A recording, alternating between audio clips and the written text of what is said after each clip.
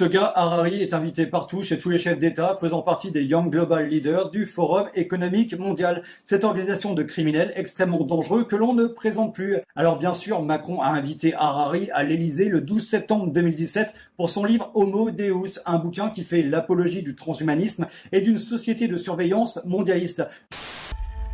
Moi je pense que le transhumanisme, c'est une idéologie de gens, de petits enfants perdus.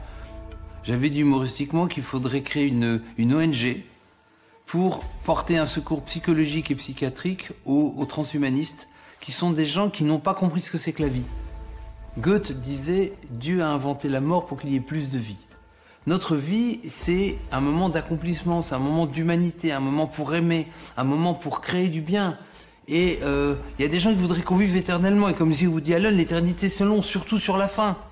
J'espère en tout cas me tromper, mais tous les éléments, si vous voulez, le travail d'enquête qu'on est en train de mener depuis 1 an et demi maintenant, nous amène à ces conclusions. Et je crois qu'on ne se trompe pas, et que les gouvernements ont tracé les individus à leur insu, et que c'est bien le rôle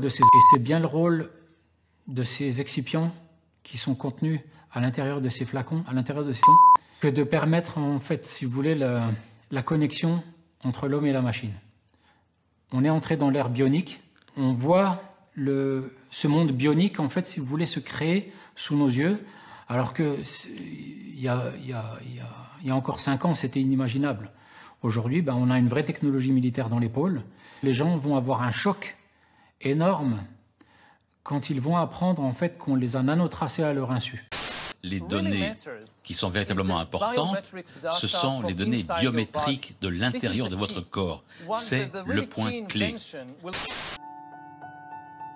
Très rapidement, je pense que nous aurons suffisamment de données et suffisamment de puissance de calcul pour hacker les êtres humains. Vous savez, on discute beaucoup du hackage des ordinateurs, comme les Russes ont hacké les ordinateurs d'Hillary Clinton.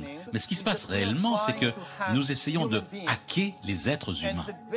Et comme on a entendu ici précédemment, sur ce plateau, c'est que finalement, les êtres humains ne sont que des algorithmes biochimiques.